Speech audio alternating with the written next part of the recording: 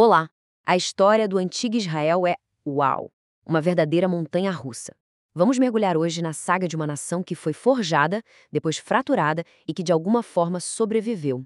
É uma história impressionante sobre soberania, sobre perdas catastróficas e, acima de tudo, sobre uma resiliência que é, sinceramente, difícil de acreditar. E para a gente começar a entender essa jornada, tem uma pergunta que vai nos guiar o tempo todo. Pensem bem: como um povo, uma identidade, uma cultura, consegue seguir em frente depois de perder tudo? A terra, o centro espiritual, a independência. Tudo isso arrancado à força. É essa questão que vamos explorar juntos. Bom, toda grande história tem um começo, e essa começa com um momento de glória, de unidade e de muita força. Vamos ver como o primeiro reino israelita foi forjado. Olha só que rápido! Em poucas décadas, 3 reis icônicos consolidam o poder. Primeiro vem Saul, que consegue unir as tribos. Depois, Davi, um estrategista brilhante que faz de Jerusalém o coração da nação. E por fim, Salomão, cujo reinado virou sinônimo de um auge, de uma era de ouro.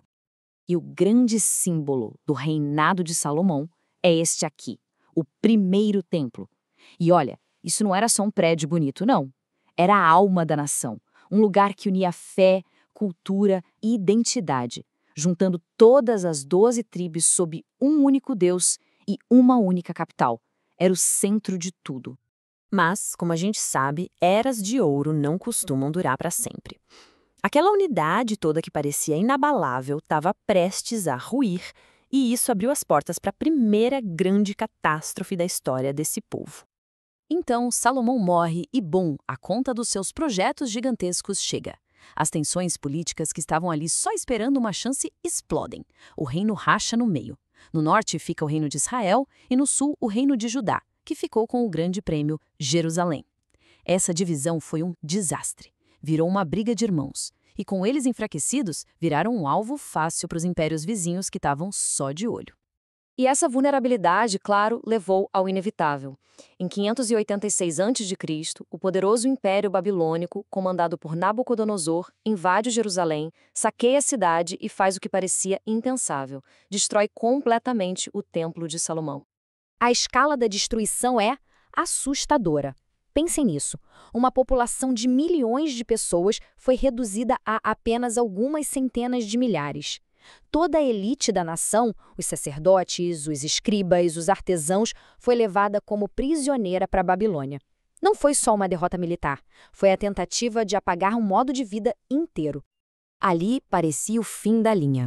Mas no meio de todo aquele desespero do exílio, uma pequena faísca de esperança apareceu, e a história dá uma virada incrível, saindo da destruição total para um período de retorno e reconstrução. A grande virada veio com uma mudança de poder. O Império Persa derrota a Babilônia, e o seu rei, Ciro, tinha uma política bem diferente. Ele permitia que os povos conquistados voltassem para suas terras. Para os judeus exilados, esse decreto do rei Ciro foi praticamente um milagre. Agora se liga nesse número, 42.300. Pode não parecer muito, né? Não eram os milhões de antes, mas era um grupo super dedicado. Pensa na coragem dessa gente.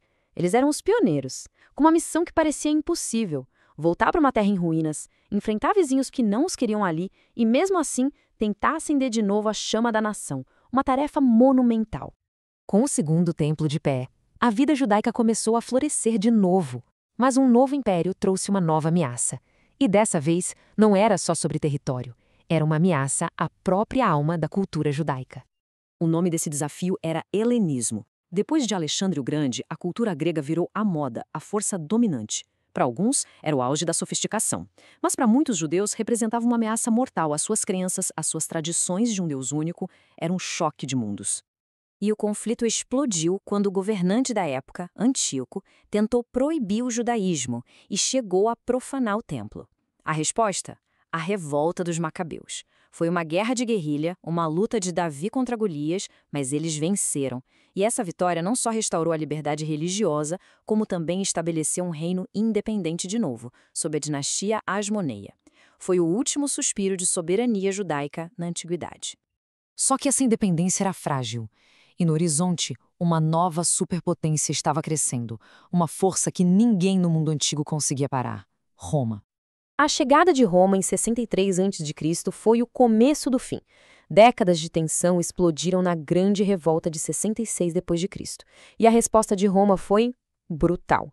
No ano 70, as legiões do general Tito cercaram Jerusalém, arrasaram a cidade e queimaram o segundo templo, colocando um ponto final, e muito violento, naquela era de soberania.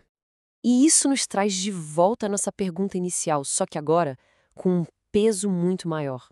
O centro físico e espiritual da vida judaica destruído pela segunda vez. A soberania perdida. A terra ocupada. O que sobrou? O que poderia manter um povo unido por quase 2000 anos espalhado pelo mundo? A resposta é fascinante. Foi uma virada de chave, uma mudança para uma identidade forjada não mais em pedra, mas em textos, leis e numa memória compartilhada. E essa mudança, ela não só moldou o futuro do povo judeu, mas a história do mundo.